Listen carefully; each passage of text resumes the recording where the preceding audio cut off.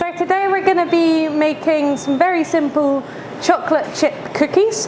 I've chosen this recipe because it's easy to make at home with the basic household ingredients, and it's going to give me a chance to talk about some of the supplies that we're using here. So to start off for these cookies, I've weighed out my butter, got 100 grams here, 70 grams here, and butter in the pan. I'm just going to melt it down slightly until it starts to go slightly brown, which we call beurre noisette, which comes from the French of like nutty butter, because when you're cooking butter down, the flavor's just changing slightly. Meanwhile that's happening, got the butter weighed out, got two types of sugars, dark brown sugar and caster. Got chocolate, baking powder, flour and salt, and then our eggs and vanilla. So butter, you want to just keep stirring, make sure it's going to melt down evenly, it's not catching or anything. And you want to make sure the pan you're using is going to be big enough to fit the butter, sugar and eggs into, okay? Let's keep moving that around. Fantastic.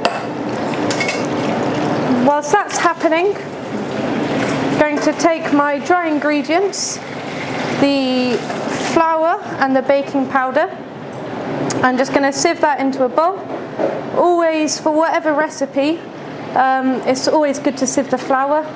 This is just making sure there's no mites in it. You're making sure you're getting plenty of air in there, and you're just getting rid of any lumps that are possible.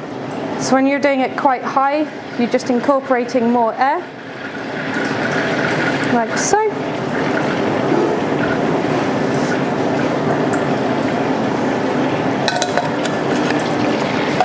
And then keep your eyes on your butter. It's a very slow process when it's melting down, bubbling, and then you're going to notice it looks almost as though it's burning, and you're going to get like almost little specks of black and brown, and that's just when it's going to change into the beurre noisette, the beautiful brown nutty flavoured butter. Okay. And so chocolate we're using today, I'm not using chocolate chips, I'm using the whole like little pebbles, and then I'm cutting them up. Like this, for me, you have a lot more control on the size of your chocolate, and if you just like the texture of bigger chunks, if you want smaller chunks, it's just nicer for you to make that choice for your cookies. The chocolate I'm using is 60% Ecuador dark milk. And chocolates range from obviously white milk and dark, but there's a whole lot of levels in between that.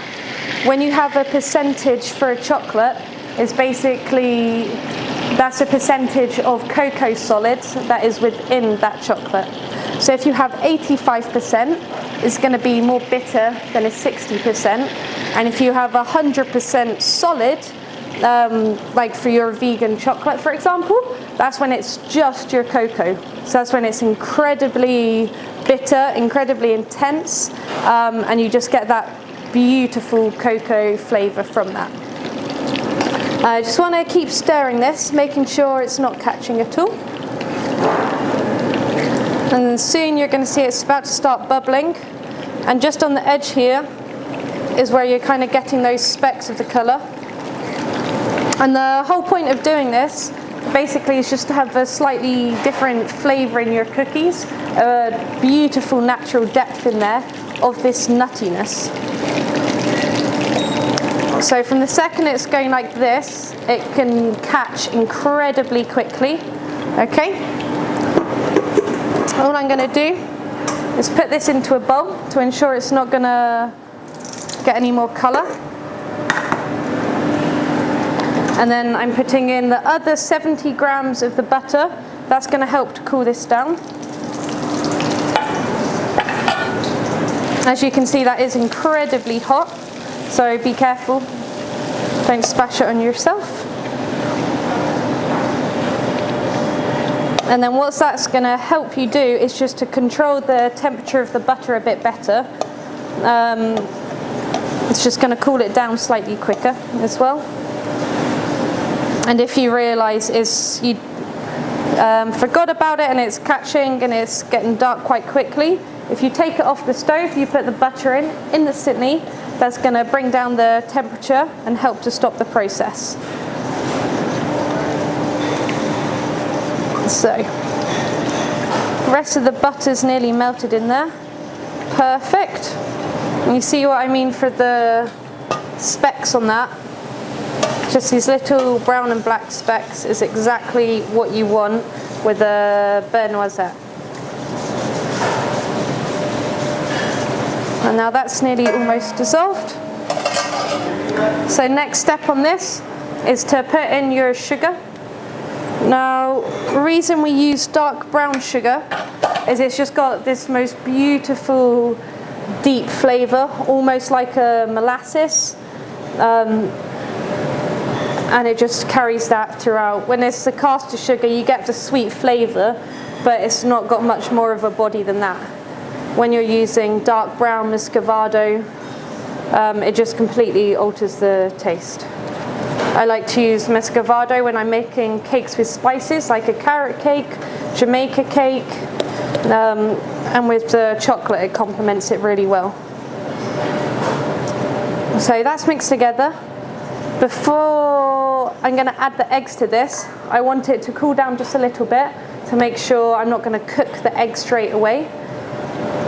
So leave that to the side, or you're just moving it around the side of the bowls, and the coolness from the metal is going to help with that. Okay.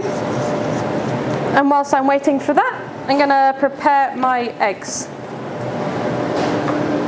So,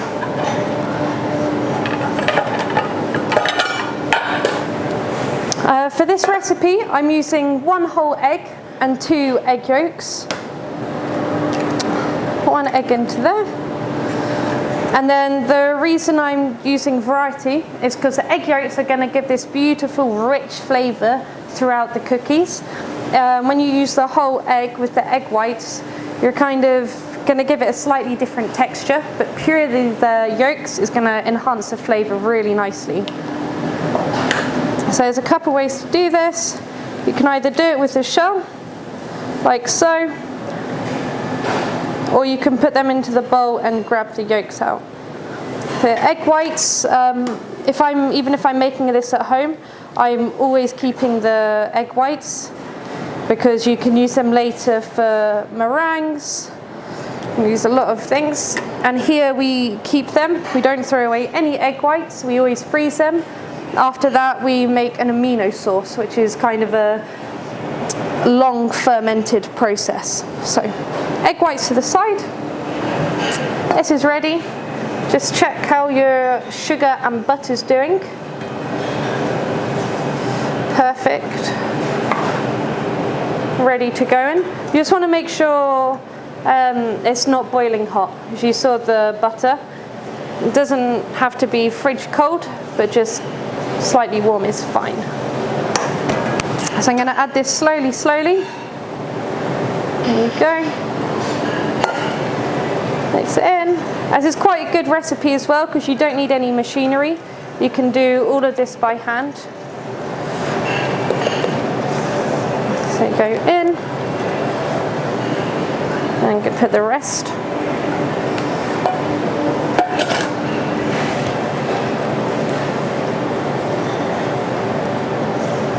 Like so. And the chocolate, as I mentioned earlier, is 60% Ecuador chocolate, and the supplies we're using are Pumpstreet. So Pumpstreet chocolate, they formed in 2010. It originated just as this father-daughter business in Surrey with Chris and Joanna Brennan. And Chris was a self-taught baker, so it started off as this little bakery, and then after 2 years they decided they wanted to start involving more chocolate into their baked goods. They wanted to understand the process and to be developing that. but when searching for the suppliers for chocolate, maybe it's not realized widely that it's quite a difficult product to be sourcing sustainably. So what they did is the chocolate they're using, the cocoa beans they're using, are from 7 regions. Sorry, I'm just going to put this into with my dried goods now. This is baking powder, all together, and just give it a little mix together first to make sure your baking powder is spread throughout your flour nicely. Okay, and then slowly I'm just going to mix this in. So Pumpstreet chocolate, they're sourcing their beans from 7 locations across the world, from Jamaica, Ecuador, Madagascar, and they have such fantastic knowledge of the farmers where they know the exact location, the exact farm, the name of the farmer, and like anything that you're eating and sourcing, every bean is going to have a different personality, it's going to have a different flavor profile, and that's just something that they celebrate and acknowledge and just really want to promote.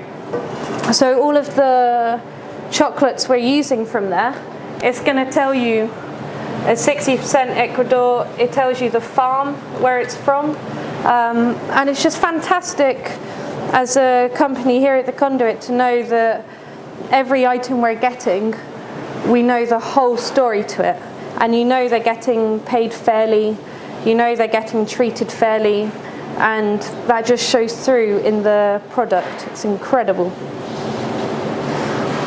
Okay, so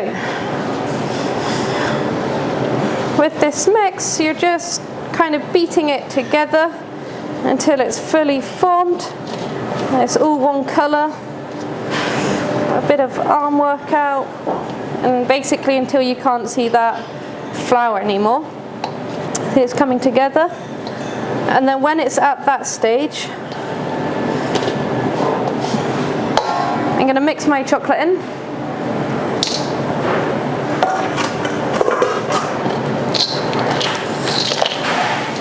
And just keep going until it's really even distribution in there.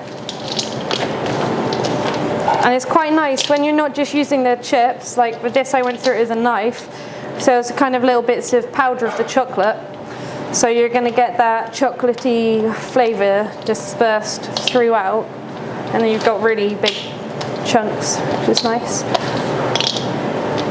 So I'm happy with that, it's all come together nicely. Now it's room temperature, so what I'm going to do is chill this for about 10 minutes or so, just so it's easier to shape and portion this before we're baking it. Okay, so I've just taken the cookies out of my fridge. They firmed up nicely, you see it's completely keeping its shape. So from this recipe you can normally make around 24, depending on the shape of your cookie, the size of your cookie.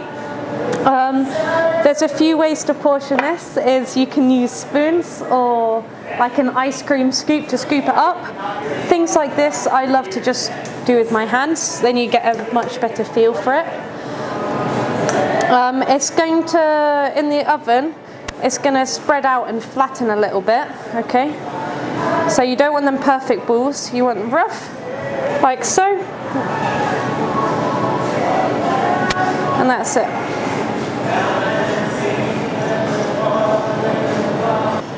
So they're all portioned out. You've got to make sure before you're cooking them, when you've got them on your tray, you're leaving plenty of space in between, because yeah, as I said, when they cook they are going to flatten and spread out a little bit, so if they're too close you're just going to get one mega cookie. So when baking these, oven's at 180 degrees and we're going to cook them for about 8 to 10 minutes. So I've just taken these cookies out of the oven. You're going to notice they've started to get this beautiful light brown colour on top, but you want to make sure they're still a little bit soft. You don't want them to be completely firm. because when they're out of the oven, obviously all the fats, everything inside is going to firm up. So when it's hot, it's going to be a lot softer. When it's getting to room temperature, it's going to firm up really nicely. So they were in there for 8.5 minutes. And then I forgot that you can also put molten salt on top just before you're baking them. I'm only going to do it on one tray. You want just a little bit, and it just marries absolutely perfectly with that chocolate. It's just such a beautiful combination. It's sweet, a little bit salty, very good. And that's it. You can I'd always wait for about 5 minutes just so it's not going to burn your mouth. Eat like this, just a cookie with some milk with some ice cream. That's it, cookies.